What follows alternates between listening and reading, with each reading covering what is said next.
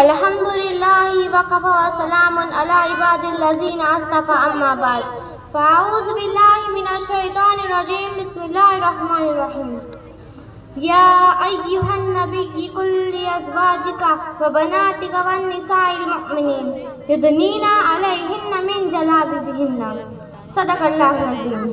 قابل صدر احترام حضرات علماء اکرام، حاضرین جلسہ، میری ماں بہنوں اور عزیز سہیلیوں، السلام علیکم ورحمۃ اللہ وبرکاتہ۔ آج اس روحانی محفل میں آپ کے سامنے برقعے کے عنوان پر کچھ دیر کہنے کی جرأت و ہمت کر رہی ہوں۔ امید کہ آپ میری باتوں کو بغور سماعت فرمائیں گے۔ عزیز بہنوں، اس پرفتن دور میں کسی گستاخ اور بدماش نالائق انسانوں کی رگ شیطانیاں بھڑک اٹھی اور انہوں نے ایک شر انگیز مضمون تحریر کیا کہ برقعہ جلا دو، برقعہ نکال دو۔ شاید اپنی تو کروائے ہوئے بہت دن گزر چکے تھے اور اپنی تو کروانے میں بڑا مزہ آتا ہوگا۔ میں کہتی ہوں بلکہ اسلام کہتا ہے برقعہ جلا نہیں بلکہ برقعہ جلا دو، یعنی اسے زندہ کر دو، روزمرہ کی زندگی میں اس کا استعمال کرو، اس لیے کہ برقعہ قید نہیں بلکہ مسلم خواتین کے لیے محفوظ قلعہ ہے جس میں کسی دشمن کو جھانکنے کی بھی ہمت نہیں۔ یہ پناہ گاہ ہے۔ مسلم خواتین پردے سے اس طرح ڈھکی ہوتی ہے جس طرح ہیرا موتی کو کان میں چھپاتا ہے۔ وہ بن سور کر عورت جس کو دعوت نظارہ نہیں دیتی۔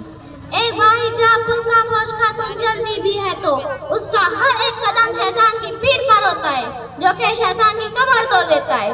اس کا ہر قدم ان تمام وحشی جذبوں کو روک لگا دیتا ہے جو برقعے سے آزاد نفس کو دیکھ کر جاگ جاتی ہے۔ اس کا ہر قدم ان تمام فتنے اور فساد کو دبانے والا ہوتا ہے۔ محترم خواتین اسلام، ایک بھائی جاب خاتون اپنی آبرو و عصمت کی شمع برقعے سے ڈھک کر نکلتی ہے جس کی وجہ سے شریر شیطانی ہوئی۔ اس شمع کا کچھ بگاڑ نہیں سکتے، مگر جب یہی شمع برقعے سے آزاد ہو کر نکلتی ہے تو اس کی شمع ایک پھونک سے ہی بجھ جائیں گی یا ہوا کے جھونکے سے ختم ہو جائیں گی۔ الغرض برقعہ ایک ڈھال ہے جس کو قید خانہ کہنا پاگل پن نہیں تو اور کیا ہے۔ برقعہ عورت کی فطری ضرورت ہے، اس لیے کہ عورت کے معنی پردے کے ہے۔ ایک عورت اگر پردہ نہ کرتی تو وہ عورت ہی نہیں ہوتی۔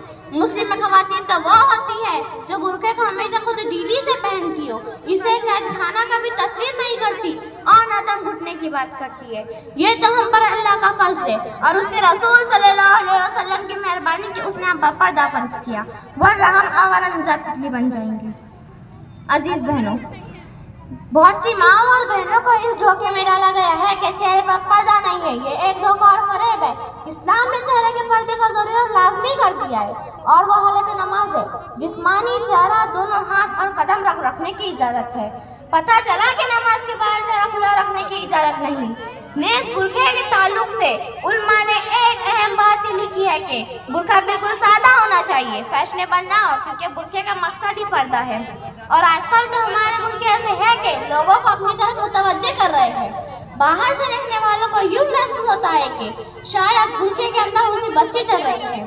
ایسے برقعوں سے احتیاط اور پرہیز کرنا چاہیے، کہیں ایسا نہ ہو کہ یہ برقعے ہمارے لیے وبال جان بن جائے۔